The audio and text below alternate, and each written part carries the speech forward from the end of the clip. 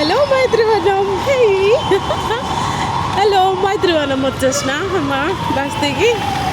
అమ్మయ్య ఈరోజు కూర్చున్నానండి బస్సులో. 2 బస్సులలో కూర్చున్నా.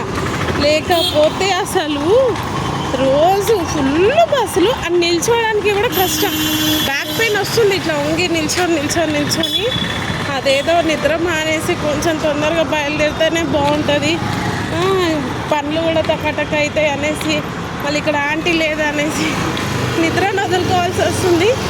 అసలే నేను పడుకున్నది చాలా తక్కువ, నాకు తక్కువ టైం ఉంటుంది పడుకోవడానికి. అసలు టైమింగ్ సరిగ్గా ఉండదు. ఎప్పుడు పడుకుంటానో ఎప్పుడు లేస్తానో తెలీదు. హెడేక్, అరికాళ్ళు నొప్పి. ఈ మధ్య బాగా అరికాళ్ళు నొప్పి వల్ల నాకు నిద్ర సరిగ్గా రావట్లేదు. గంటలు నిద్రపోకుండా ఉంటున్నా. రోజు డోలో ట్యాబ్లెట్ వేసుకొని పడుకుంటున్నా నిద్ర రావాలి అని.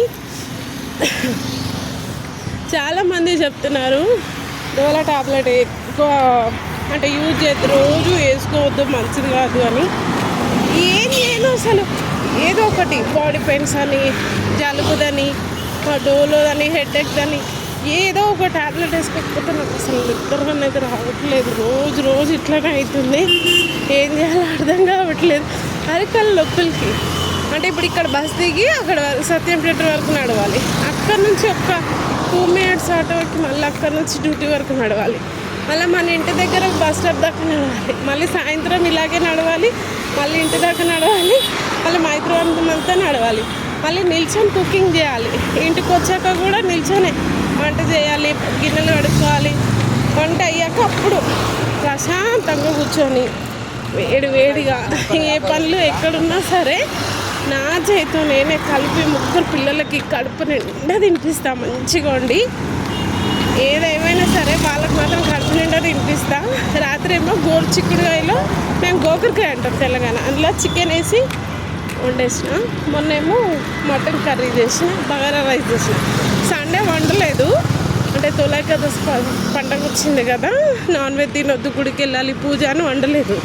మండే కూడా శివుడికి గుడికి వెళ్ళాలి, ఆయనకు నీళ్ళు వేయాలి, పాలు వేయాలి, పూజ అనుకొని అసలు తినలేదు.